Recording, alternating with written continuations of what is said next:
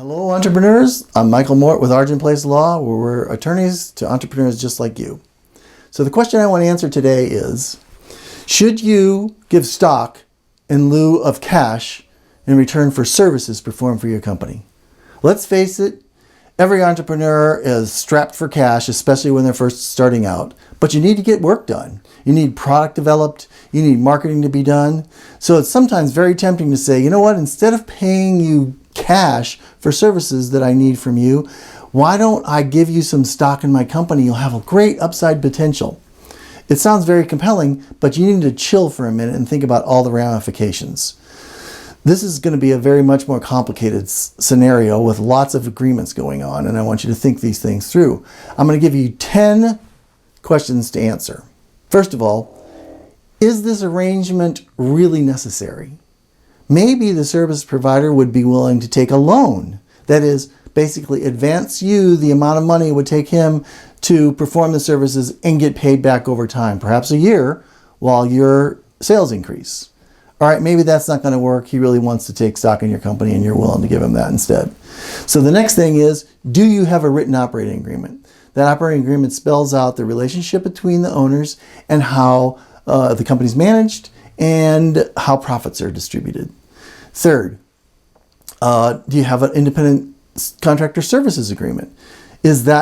Fourth, is that agreement going to be that the service provider becomes an employee of your company, a W-2 employee, or does he remain an independent contractor?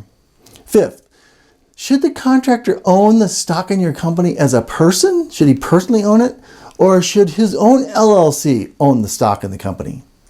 Sixth, what are going to be the tax consequences of all these decisions you make? Somebody may have additional tax consequences that you haven't thought of. Seventh, how are the service provider's services going to be valued? At his list price?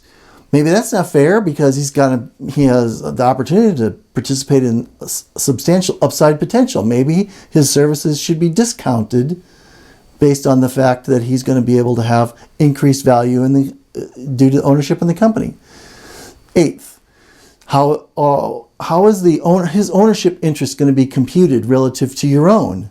And is that ownership interest commensurate with the value of the services he's providing? Ninth, what happens if the service provider's contract ends, or you fire him, or he wants to leave, or he dies?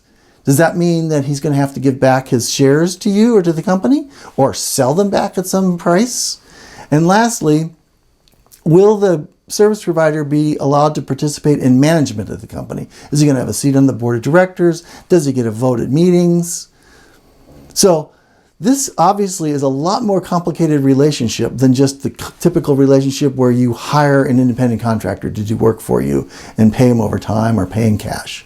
I'm not saying you should not enter into these kinds of arrangements. It can be very convenient and helpful to everyone and solidify certain kind of relationships.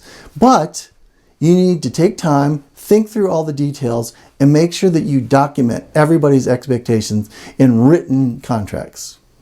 I'm Michael Mort with Argent Place Law, where we're attorneys to entrepreneurs just like you, looking out for your interests. Thanks for listening.